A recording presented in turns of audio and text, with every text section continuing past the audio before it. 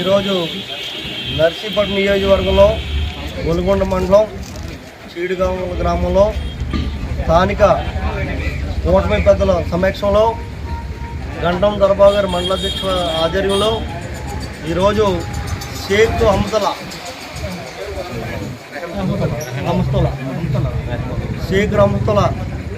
అనే ఒక క్రియాశీల కార్యకర్త గత ఏడాది లారీ యాక్సిడెంట్లో వెనకపోవడం విరిగిపోతే ఆపరేషన్ చేయడం జరిగితే ఈ విషయాన్ని నేను పవన్ కళ్యాణ్ గారి దృష్టికి తీసుకెళ్ళి ఆ యొక్క కుటుంబానికి మనం ఆర్థికంగా చేయాలని చెప్పి పవన్ కళ్యాణ్ గారి దృష్టికి తీసుకెళ్తే ఈరోజు పవన్ కళ్యాణ్ గారి 50,000 రూపాయల చెక్కు నర్సీపట్నం పంపించడం జరిగింది.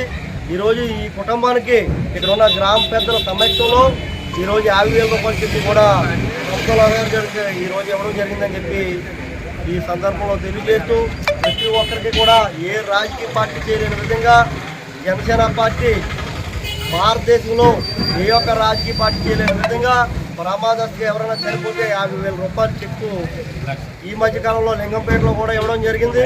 ఏదైనా ప్రమాదస్తుగా జరిగితే మెడికల్ పాలసీ కింద కూడా 50,000 రూపాయలు కూడా ఆక్రమించి ఇవ్వడం కూడా జరుగుతుంది. ప్రతి ఒక్కరు కూడా ఈ యొక్క అవకాశాన్ని రేపు 28 వరకు ఉంది, మీరందరూ అవకాశాన్ని వినియోగించుకుంటారని చెప్పి మనస్ఫూర్తిగా కోరుకుంటాం. జనసేన అధ్యక్షులు పవన్ కళ్యాణ్ గారు క్రియాశీల సభ్యత్వం కార్యక్రమం అనేది పెట్టారు.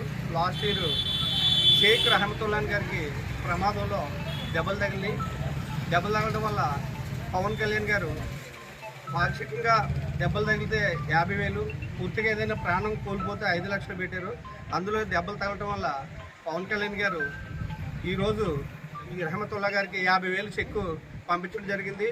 ఈరోజు చీడుగొండ గ్రామంలో అది జనసేన నాయకులు, టీడీపీ నాయకుల సమస్యలో ఇవ్వడం జరిగింది. అలాగే ప్రతి ఒక్కరు కూడా ఈ సభ్యత్వ నమోదు అనేది చేయించుకోండి.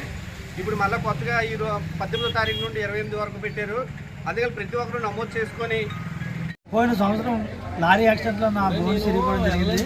నేను జగన్ పరిస్థితుల్లో క్రియాశీలక సభ్యత్వం తీసుకొని జనసేన పార్టీ తరఫున నాకు ఈరోజు 50,000 చెక్ ఇవ్వడం నాకు చాలా ఆనందంగా ఉంది. నాయకులందరూ కూడా నన్ను గుర్తించి నా ఇంటికి వచ్చి వాళ్ళు నా మీద అభిమానంతో ఇంతమంది వచ్చి నాకు చెక్ ఇవ్వడం వల్ల నాకు కొద్దిగా ఆర్థికంగా ఇబ్బంది లేకుండా జరుగుతుందని ఆశపడుతున్నాను.